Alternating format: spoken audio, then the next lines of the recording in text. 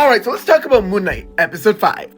So I think the beginning of this episode was a little confusing to us because we're in two completely different situations at the same time, or not really at the same time. Firstly, we're at the situation where Mark is talking with Dr. Harrow, the psychologist looking out for him? What? So we're here understanding Mark's character from that perspective, with Mark being dead, or in the aspect of him needing psychological help. And we keep shifting between that and that of Steven's same persona in a psychological healthcare facility dealing with Egyptian gods while heading to the underworld on a boat. So basically he's in the afterlife here.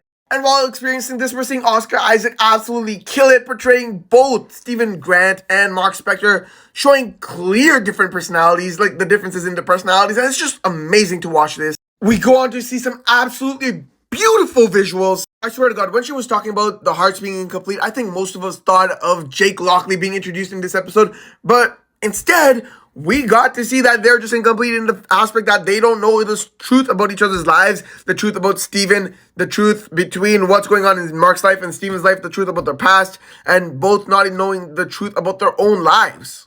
Mainly in the aspect that Steven's missing a chunk of Mark's life without any knowledge of what happened there. We see a few quick scenes of what we've already seen in the series, as well as some new scenes indicating things of Mark's past and things he's trying to prevent Steven from seeing because he doesn't want Steven to get hurt from his entire fantasy that he's living in, thinking that his mom's alive when she's actually dead.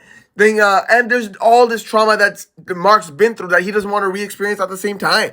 Honestly, this scene just hits absolutely different and truly gives an understanding of what it feels like to kill someone. Just because you kill them doesn't mean it's something you can easily get over, showing Mark's humane side when being a murderer for justice. He is impacted by what he's doing. We see some tragic news on Mark's past. The abusive mother, the loving father. You can't help but tear up a little on Mark's past. And then we also finally get a look at Mark finally getting his powers of Moonknight. This was just badass, not even gonna lie.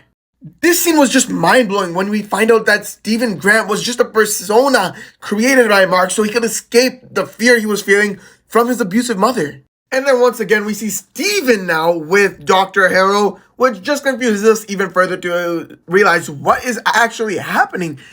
Are they in a mental hospital, or are they actually in the underworld? Or is this all just something that's happening in Steven's brain, which is most likely the case from our understanding? And then we finally see a beauty of a scene where Steven steps up and saves Mark, then falls off and becomes petrified.